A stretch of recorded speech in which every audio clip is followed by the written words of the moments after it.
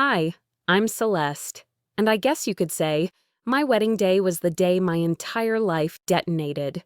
Right in the middle of our vows, with 300 people watching, my fiancé turned to me and said, "You're worthless." Because my father owed $25 million. But before I could even catch my breath, the church doors flew open, and a man stepped through who made everyone else disappear. He wasn't part of the guest list. He was the most feared man in Chicago. And somehow, he was there for me. I used to think betrayal was loud, but in my family, it was whispered. Over dinner, in bank accounts, in forged death certificates. And the worst part? They didn't just lie to me. They built my whole world on those lies. What would you do if everything you believed about your family turned out to be the reason you were being hunted? Let me tell you how I survived it. But first, what time is it where you are? And who do you trust in your family? Drop it in the comments. You might need to think twice after this story. I used to believe that love, real love, had the power to cover shame, to redeem pain, to outlast even betrayal. That belief died somewhere between the fifth step I took down the aisle and the moment Gideon's voice shattered everything I thought I knew about the man I was about to marry. St. Augustine's Cathedral was dressed in beauty that afternoon.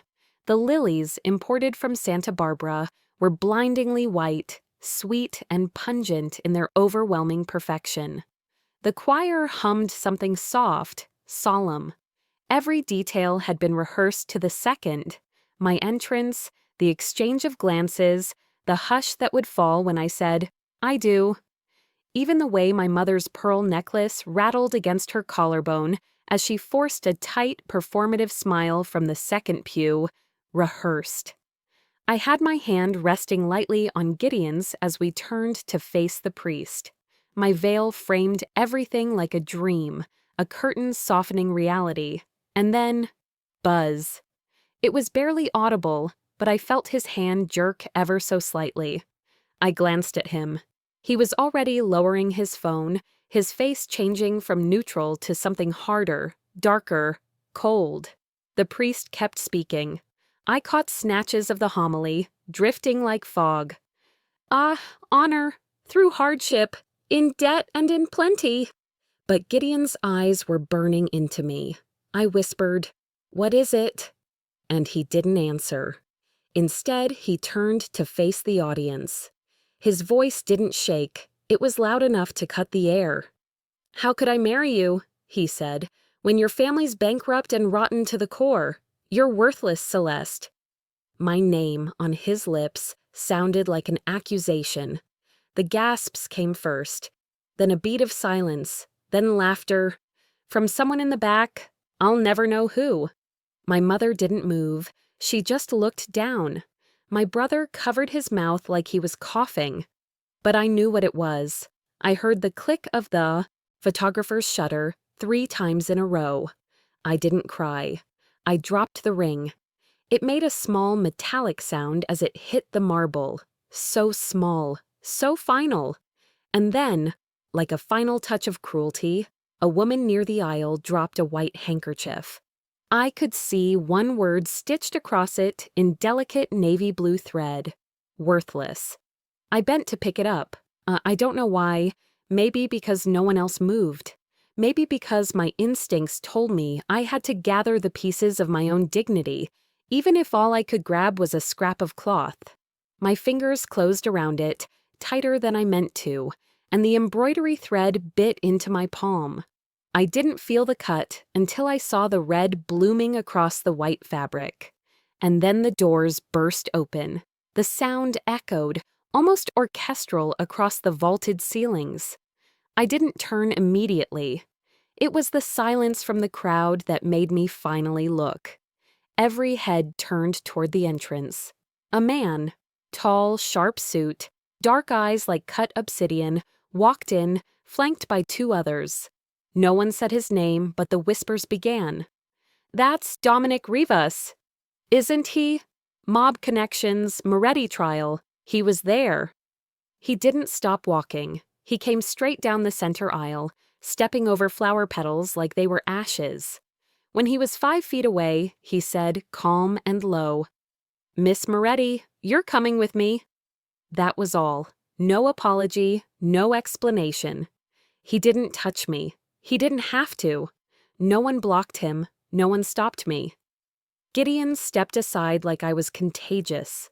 I walked forward, still clutching the blood-streaked handkerchief. My heels clicked against the stone. My mother didn't reach for me. My father wasn't there to object. The guests parted like I was something to be pitied. Inside my head, a single sentence repeated, loud and clear. They're not stopping him because they don't think I'm worth saving. I stepped past the priest, past the ring, past the altar built to bless unions, not end them. Outside, the world looked different. Gray, damp. A breeze picked up, blowing the veil sideways. Somewhere, a siren wailed in the distance. The black SUV was waiting, door open. No driver in sight. Dominic stood by it, watching me without a flicker of emotion. I got in. Not because I trusted him, not because I had a plan, but because, for the first time in my life, I had nothing left to lose. The rain tapping against the SUV's windows had a rhythm, steady, unbothered. It filled the silence between us like a metronome, counting down to a truth I wasn't sure I wanted to hear. I didn't ask where we were going. I didn't care. My hands still trembled slightly, the blood on the handkerchief drying into a brownish rust color, crusted between my fingers. My reflection stared back at me from the dark window, makeup smudged under my eyes, lipstick fading into the corners of my mouth, dress wrinkled and stained. I looked like a ghost of a woman who'd once believed in happy endings. Dominic didn't speak at first. He sat across from me in the back seat, one leg crossed over the other, arms resting loosely on his thighs, like he had all the time in the world.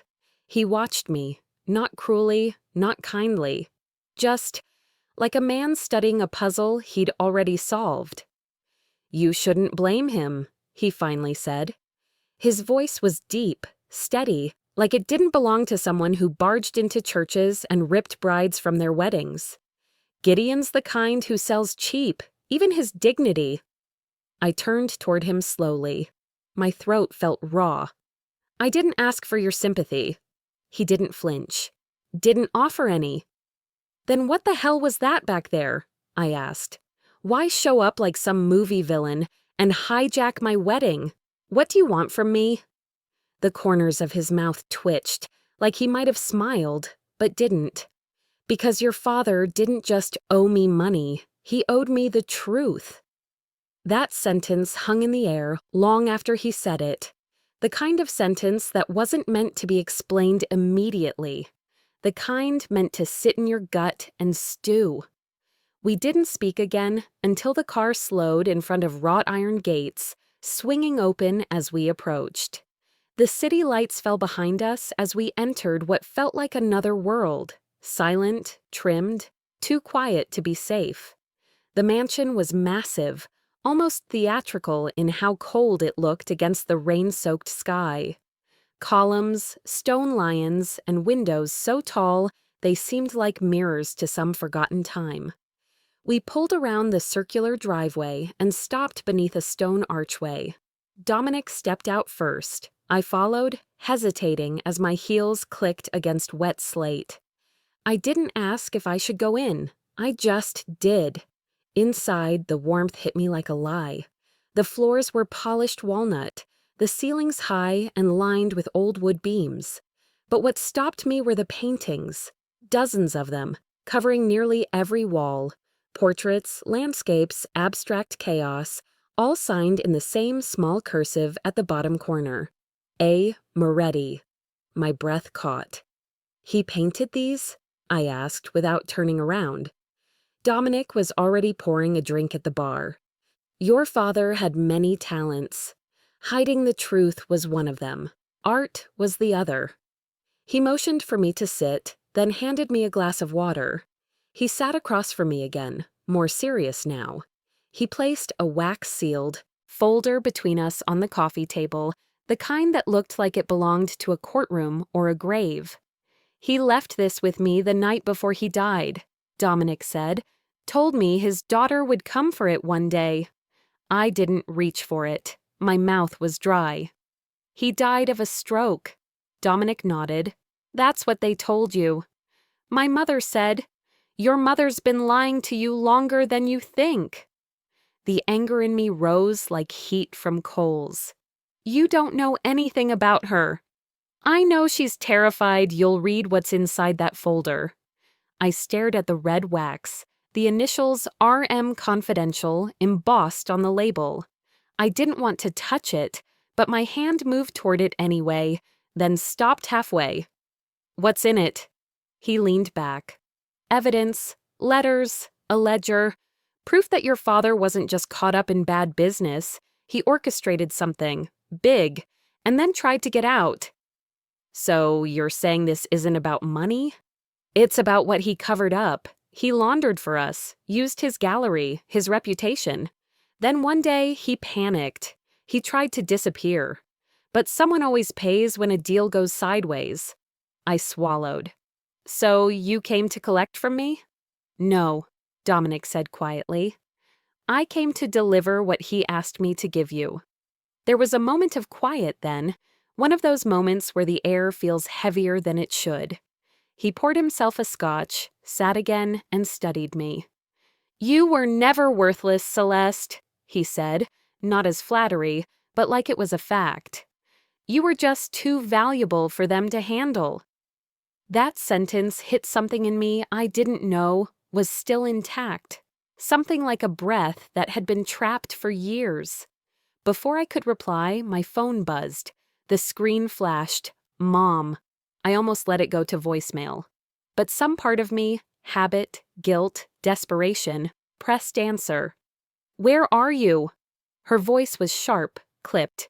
"You've humiliated this family beyond repair." I didn't respond. "Do you even understand what you've done?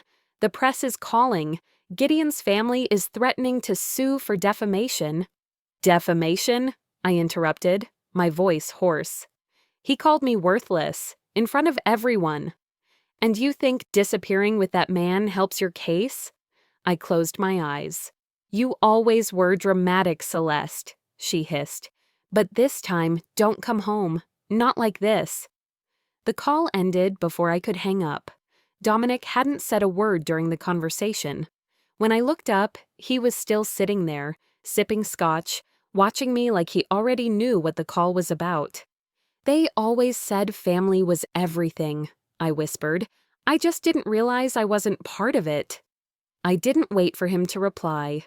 I reached for the folder. That night, I opened the file, and I saw my father's handwriting for the first time in years. The paper felt heavier than it should have, not in weight, just in meaning. The seal cracked with a soft snap, and as I unfolded the brittle pages, a faint smell of old tobacco and wood polish rose from the paper. My father's handwriting looked like him, bold, careful, but with sudden sharpness in the curves. He'd written the date in the top right corner, just 3 weeks before the day they told me his heart gave out. "Celeste, if you're reading this, it means I failed to protect what matters most. Not the money. You." My throat tightened. The words weren't elegant or rehearsed. They were rushed, like he'd been trying to say everything before the door swung open. Parts were smudged, as though his hand had trembled, or something had made him stop midway. But it wasn't just his name at the bottom. Right beneath the last line was a second signature, smaller, slanted to the left. "Vera Moretti. My mother." I blinked, then blinked again. My stomach turned so sharply I thought I might be sick. I flipped back through the rest of the file, hoping I'd imagined it. But the names were side by side, my father's confident scrawl, my mother's sharp signature like a dagger's tail. I stood up too fast, nearly knocking the chair over. Dominic didn't move, he just watched, his glass untouched. "What is this?" I demanded. "She signed this. Why would she sign this? You're reading the first piece, he said calmly. Keep going. I sat back down, but I didn't stop shaking. My father's letter continued, one line after another like bricks falling. They've arranged it all. Vera, Gideon's parents, and the firm handling the estate. They think your marriage will protect the assets. Transfer everything clean through the law. $25 million in bonds disappears with a signature and a ring. My chest tightened again. I didn't agree. I tried to stop it. That's when I knew they weren't going to let me speak freely again. I had to pause. It felt like reading a slow-motion betrayal I hadn't seen coming, even though the clues were always there. The coldness in my mother's voice, the way Gideon suddenly started asking questions about the gallery finances, his insistence on a prenup I didn't need to sign. They were never interested in my love. I was the transaction. Dominic got up and walked to the window. The morning light had started to push through the curtains. Rain still streaked the glass. The whole room smelled like dust and memory. He spoke without turning around. Your father knew what was coming. He tried to get ahead of it. I swallowed. You mean, he didn't die of natural causes? Dominic's jaw tightened. No!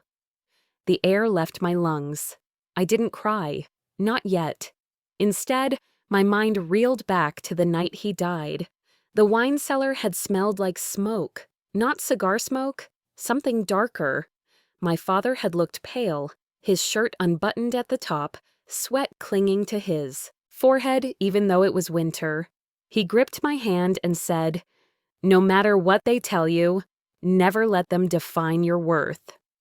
At the time, I thought he meant the board at the museum, the snide remarks about nepotism. I'd taken his advice as encouragement, nothing more. But he hadn't been talking about critics. He was warning me.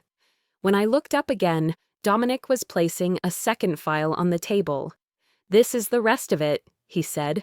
Bank statements, ledgers, internal memos. Your mother signed off on everyone. She brokered the marriage for debt forgiveness. She made sure the bond transfers would appear legitimate under marital consolidation. I couldn't feel my hands anymore. She sold me off, I said quietly. Dominic nodded. Your love was the currency. The burn in my chest gave way to something sharper. Anger. Not the kind that lashes out, but the kind that calculates. I stood and paced the room. The floor creaked beneath my bare feet, the hem of my dress dragging slightly. I'd taken off my shoes hours ago, or maybe years ago. Time felt strange now. She's going to pretend like none of this happened, I muttered. Act like I'm the ungrateful daughter, the dramatic one. She's counting on that, Dominic said. She's counting on your silence. I looked at him, really looked at him. He wasn't comforting me. He wasn't trying to fix anything. He was just holding the door open. There's more, he added. Your father left behind a backup copy of the transaction files. It's hidden in a floor safe beneath the old wine rack in your family's cellar. I didn't speak. My mind was already in motion, mapping out the house, the timing, the entrances. You'll need to go back, Dominic said, voice low. The idea made my stomach churn. Facing Vera again. Seeing Gideon's smug face, acting like he'd dodged a bullet when in fact he'd fired one. But then I thought of my father's last words, his trembling hand, the smell of smoke. He died trying to protect me, I said. Dominic didn't respond. I straightened my spine. Then I'm going to finish what he started. The words surprised even me, but I meant them. I'd spent years bending, pleasing, sacrificing, no more. That morning, I left Dominic's mansion with my father's letter in my pocket and a plan forming in my mind. I pulled into the circular driveway of the Moretti mansion, and the sight of it felt colder than any rainy morning I'd ever known. The sky was a uniform gray, the kind you see in early December when Lake Michigan is already whispering its chill through the wind. I sat for a moment in the car, engine idling, letting the door stay closed. I knew inside waited the place I'd grown up believing was mine, only now it felt foreign, like I was visiting someone else's grave. When I finally stepped out, the scent of lavender and fresh mulch hit me. Familiar. The florist Vera hired every week for 6 decades. The same plants I once helped water while she sipped iced tea on the patio. Now the walkway felt like a runway for a funeral, polished and rehearsed. At the front door, one of the staffers, I recognized him from my childhood, looked away as I approached. His name tag read Jeff, but the eyes avoided mine as though I was a stranger. He cleared his throat and said, "Mrs. Moretti said we're not allowing the press inside today." I didn't blink. I simply tilted my chin and replied, "Then I guess I'm lucky I'm family. For now." His mouth tightened. He stepped aside without saying more. Inside, the house seemed to inhale and exhale, shifting the air like a subtle warning. I wandered through the foyer, tried to find a photo, any sign that I had been here as a daughter, not just a guest. There were pictures of my father's gallery openings, of my brother with board members, and one of Vera and Gideon's parents at charity events. But no photo of me as a child blowing out candles. No snapshot of prom night. My nameplate on the gilded mailbox in the foyer had been removed, replaced with a brass plate that only read, "Moretti Family." My heart thudded because I realized they had erased me. When dinner time came, it felt like a test. I walked into the dining room and found Vera seated at the head of the table, poise perfect, teeth gleaming, red wine in front of her, and fingers poised like a conductor preparing a symphony of control.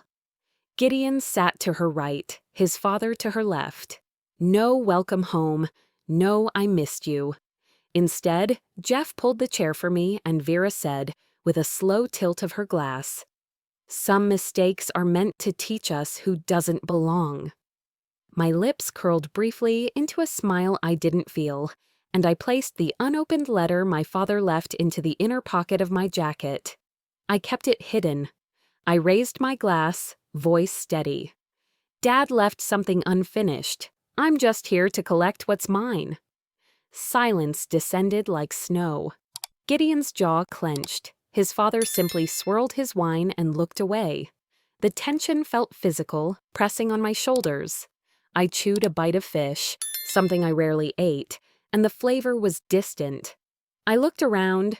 Vera's eyes were sharp, an imperceptible glint shifting into something like satisfaction. Later, after dessert and polite conversation about charitable foundations and the weather, none of which masked the real motive, I rose from the table quietly. I excused myself to the hallway, where Gideon intercepted me. His tone was casual but dangerous. "You think you're brave coming back here? We own this place now." I saw his watch, my father's watch, glistening in the dim light on his wrist. A watch I'd given him for his 60th birthday. The steel band looked worn, the engraving faded.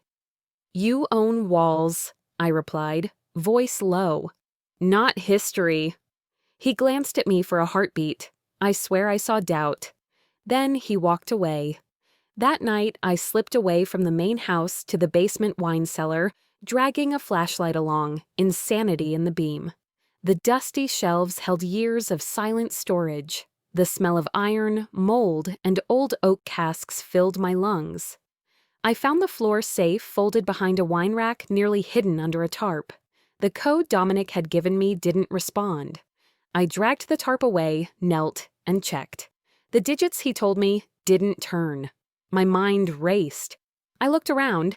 There was a birthday card on a shelf, dated February 17, 1990. My birthday. Hands shaking, I whispered, "Tuachan 1790. The lock clicked. Inside, a single flash drive and a folded white napkin, embroidered with one word I knew too well. Worthless. My body froze. I reached out and closed the safe.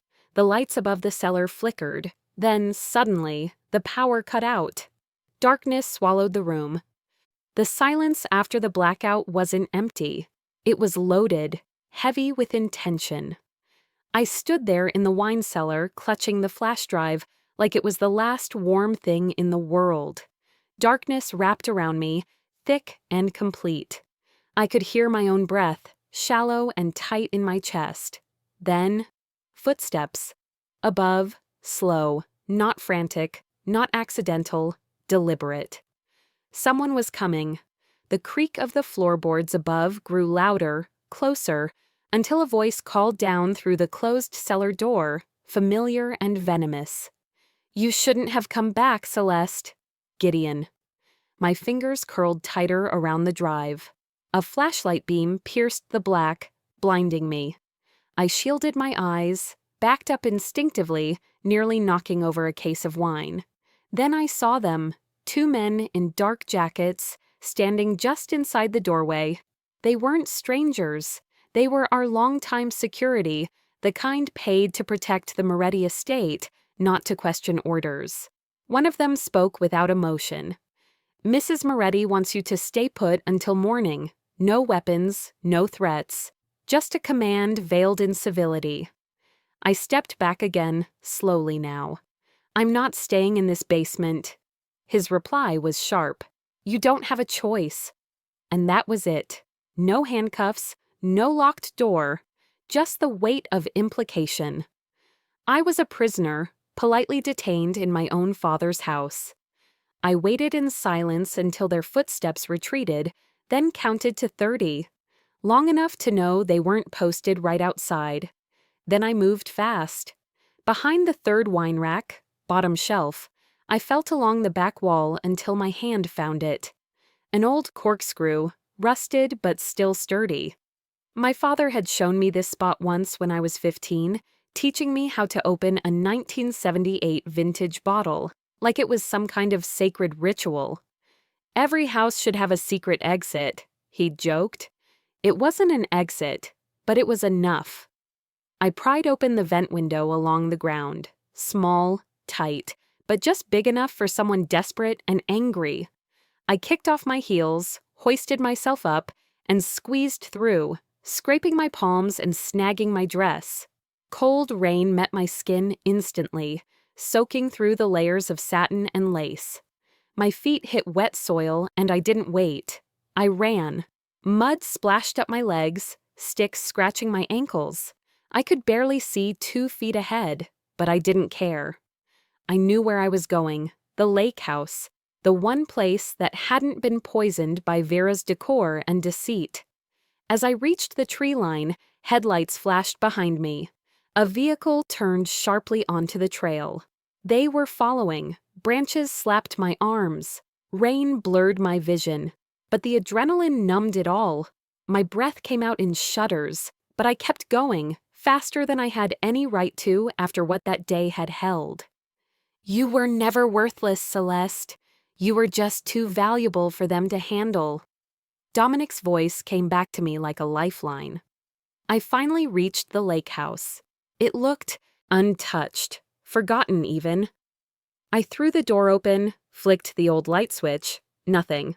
Of course, power was out across the estate. But I knew this place. I knew where my father kept the backup battery for his fishing radio. I used it to boot up an old laptop stored in the cabinet. The flash drive slid in with a soft click. The screen lit up. Folders, audio files, scanned documents. I clicked the first recording, a faint hum. Then voices. Vera. If she ever learns the truth, we'll say her father was sick, emotional, delusional. Harold Kane. And if Dominic finds her first? Vera. Then she won't live to tell it. I froze. My stomach dropped. My hand hovered over the laptop's keyboard as if touching it would make the voices stop. My father hadn't just died. He'd been silenced. Because he tried to expose them. Because he trusted the wrong people. I played another clip. Victor Delano. The falsified certificate has already been filed. Stroke. Peaceful. Clean. No autopsy needed. Vera, calmly. Good. I want this over. I'm tired of waiting.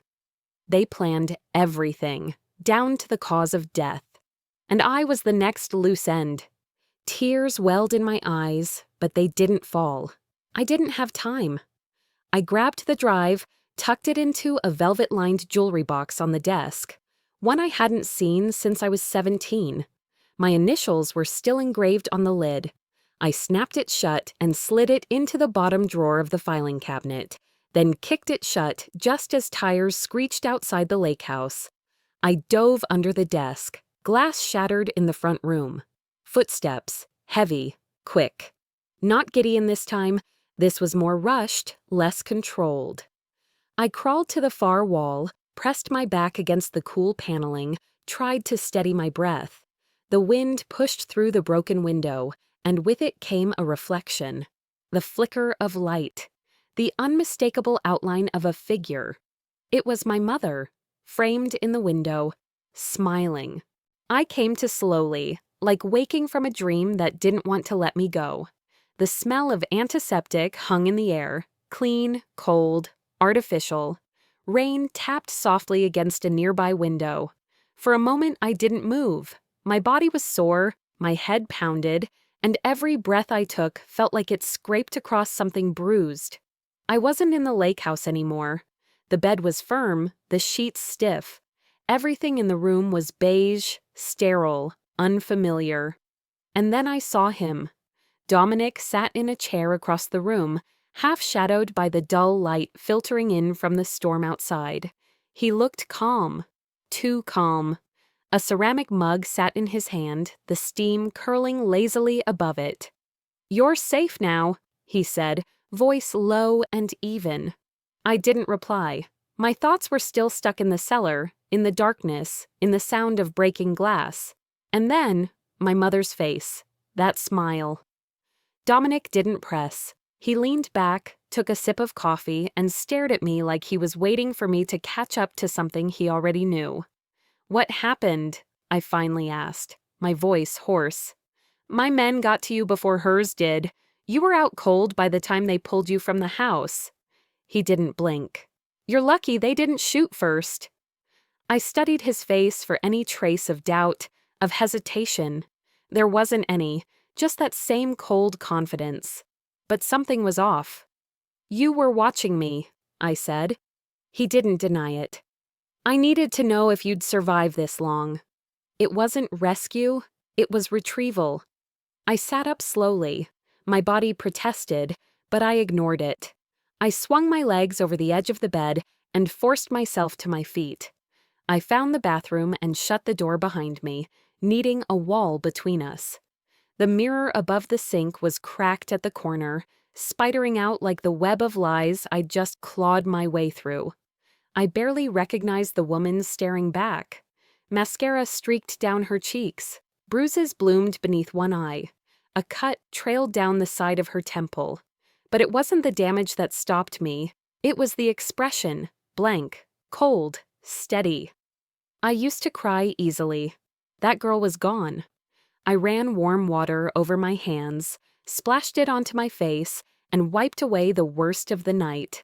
Then I wrapped my hair in a towel and leaned in close to the mirror. "They called me worthless," I whispered, "but I'm the only one who still has the truth." I didn't care if Dominic heard me through the walls. Maybe I wanted him to. Back in the room, he was standing now, arms crossed. "I need you to understand something," he said. "Those recordings, they're not enough." I narrowed my eyes. They've paid off judges, owned reporters, even the board members you think care about morality. Half of them owe Harold favors they can't repay. If you go public with this, you'll be eaten alive, legally, socially, maybe worse. "So what are you suggesting?" I asked. He didn't blink. "I can make it all disappear, quietly. A few phone calls, a few favors, and this can be buried, just like your father." My stomach turned at the phrasing. "Or," he continued, "you take the other road. You go public. You burn every bridge your name's attached to. But you'll be alone. No family, no home, no protection." I didn't hesitate. "They already took all of that from me," I said. I have nothing left to lose. He stared at me for a long moment. Then, just barely, he smiled. Then you're finally your father's daughter. I didn't smile back. Later that afternoon, the storm finally passed. The sky was still gray, but the wind had quieted, and the trees outside stood still for the first time in hours. I borrowed Dominic's laptop and sent an anonymous email to Harold Kane's firm. I attached one audio file, the shortest one, the least damning, but just enough to rattle nerves. Fear makes men sloppy, and I needed Harold sloppy. The file went out to every major shareholder on the board. Just enough to spark questions, just enough to spread panic. Then I closed the laptop and looked up at Dominic. "They'll come for me," I said. He nodded. "Sooner than you think." "Good," I replied. "Let them."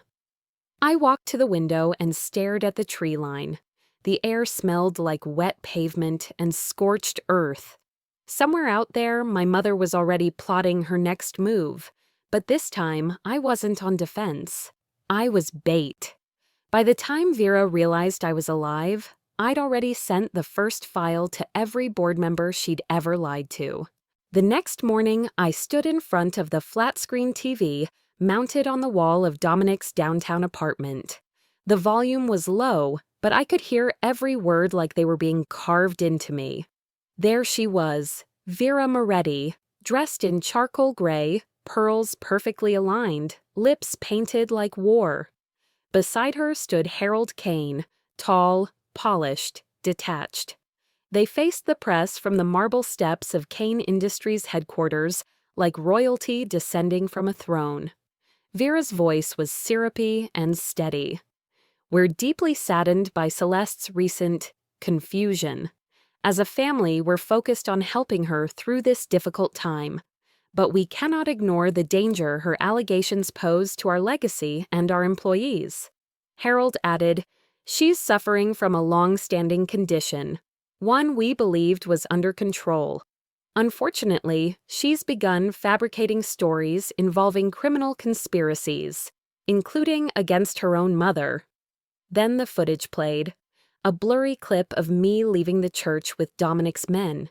Muted colors, bad angles, just enough to twist the context.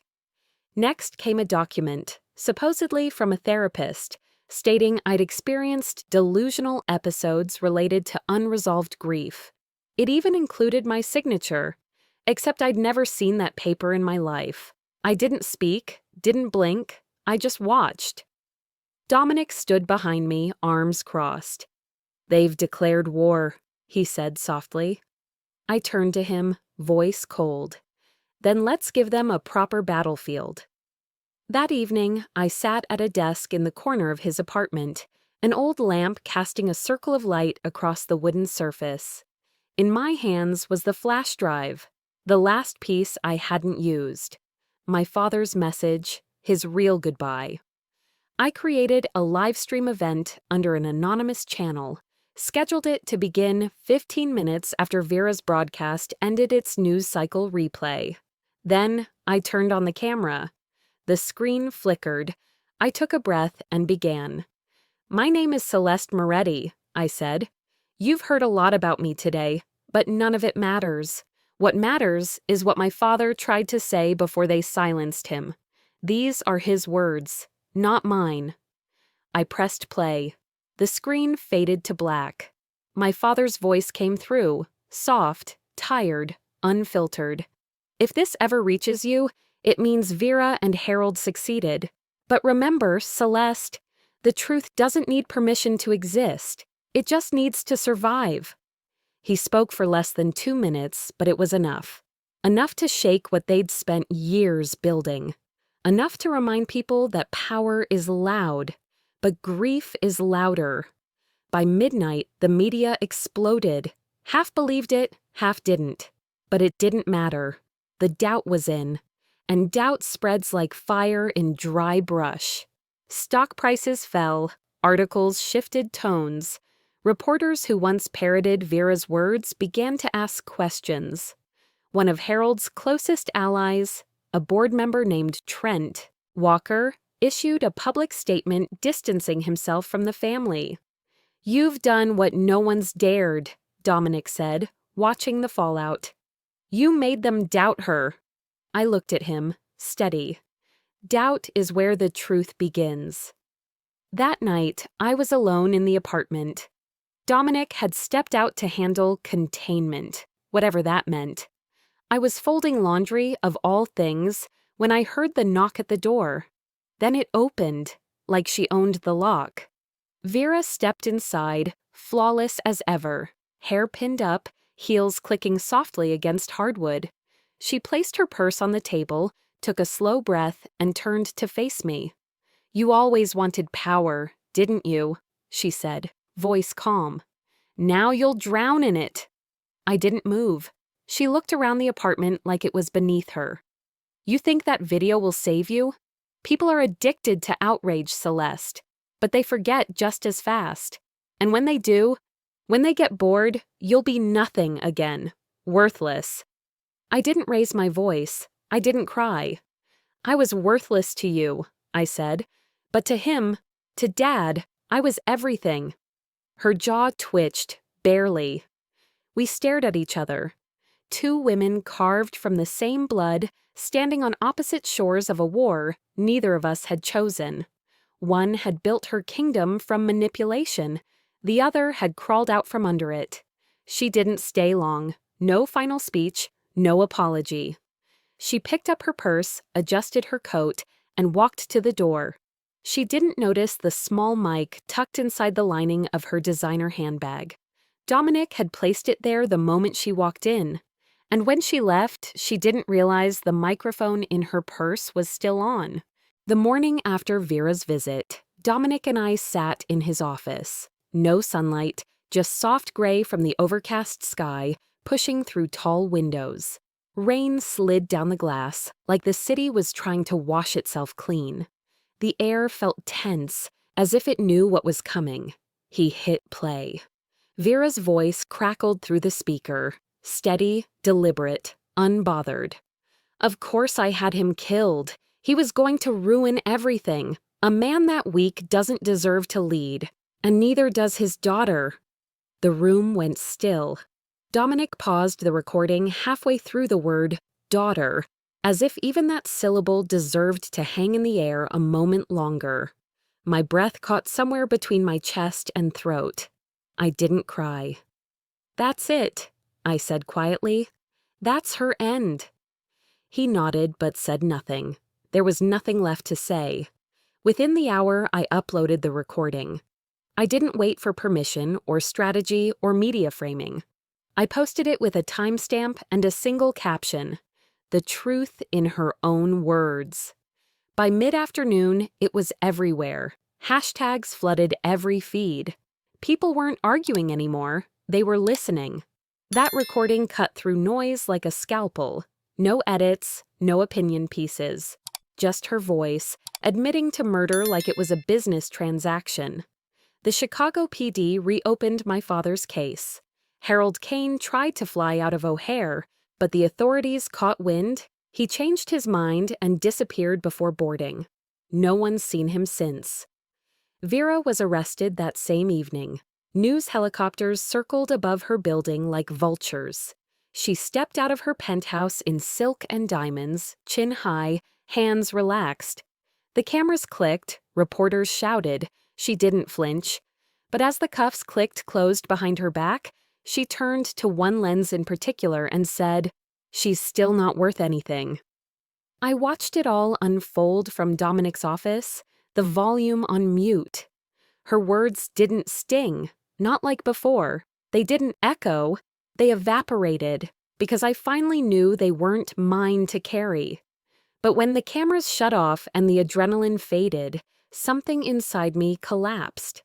I slipped away from the room, from Dominic's quiet pride and blinking monitors. I took the elevator down, walked out into the misty evening, and let the city swallow me. The rain returned, not a storm, just a soft, soaking drizzle.